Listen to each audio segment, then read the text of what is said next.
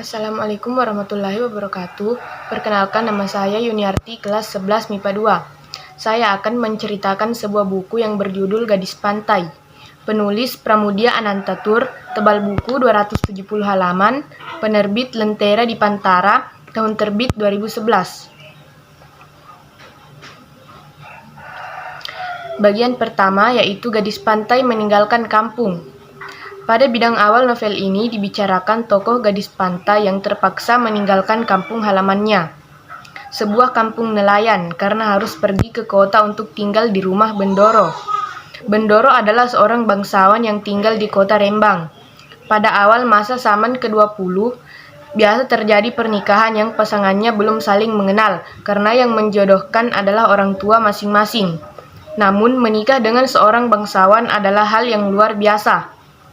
Orang tua gadis pantai merasa terangkat derajatnya dan hidupnya bertambah sejahtera.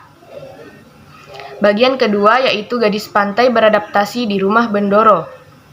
Sesudah menunggu beberapa jam, hasilnya gadis pantai diterima Bendoro dan tinggal di rumah bangsawan itu. Benar perubahan status gadis pantai. Semula dia hanya gadis kampung yang miskin, tetapi sekarang dijadikan istri Bendoro dan sebutannya pun terasa aneh untuk telinga gadis pantai itu sendiri, Mas Nganten. Bujang tersebut yang semula kurang menghormatinya sekarang sangat patuh dan tunduk dengan segala perintah gadis pantai. Selama 3 bulan pertama, gadis pantai tidak boleh pergi keluar. Selama waktu itu dia belajar sopan santun priai, mengaji, membatik, dan aturan-aturan lain yang ditetapkan di dalam rumah Bendoro itu.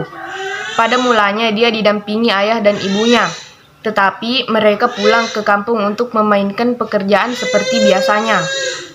Selama 3 bulan itu gadis pantai merasa seperti dalam kurungan. Dia sangat berharap ibu dan kampung halamannya. Bagian ketiga yaitu gadis pantai sebagai istri Bendoro. Setelah 3 bulan gadis pantai belajar menyesuaikan diri dengan kehidupan priai, dia mulai betah tinggal di rumah Bendoro. Dia bertambah sering meninggalkan kamarnya dan bercakap-cakap dengan kerabat Bendoro, para bujang dan kadang-kadang tetangga. Lama-lama dia mampu mandiri, tidak harus bertanya kemana-mana kepada bujang apa yang harus dilakukannya. Dia sudah berani di kamar tengah untuk bercakap-cakap dengan Bendoro atau mengobati jika sakitnya kambuh. Selain itu, dia juga mulai berharap kepada Bendoro. Jika semalam Bendoro tidak mengunjungi kamarnya, dia merasa sedih. Dia mulai cemburu jika Bendoro berhari-hari pergi, dan dia mulai menyadari pula bahwa dia tidak berhak melarang Bendoro kemanapun dia pergi. Benar perasaan iri terhadap kehidupan suami istri di kampung, di mana istri dapat mengetahui tujuan suaminya pergi, dan dapat pula mengkritik suaminya. Bagian selanjutnya yaitu gadis pantai mengunjungi orang tuanya. Gadis pantai pulang kampung dengan naik dokar dan diantar oleh Mardina. Dalam perjalanan menuju kampung, gadis pantai merasa lepas sama sekali. Dunianya bertambah lapang, tidak seperti di rumah Bendoro. Dia mampu tertawa terbahak-bahak, mengejek orang kota, dan tidak mengindahkan peringatan Mardina. Dunia dijadikan terbalik. Mardina sering mengejek gadis pantai ketika tinggal di rumah Bendoro. Dalam perjalanan ke kampung, dijadikan ejekan gadis pantai dan Pak Kusir. Bagian terakhir yaitu gadis pantai diceraikan. Gadis pantai terkejut mendengar keterangan ayahnya bahwa dia telah diceraikan. Dia ingin membawa anaknya pulang ke kampung bersamanya, tetapi dilarang oleh Bendoro. Hati gadis pantai sangat sedih dan noda.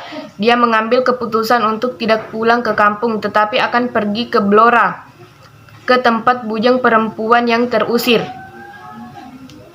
Sekian dari saya. Wassalamualaikum warahmatullahi wabarakatuh.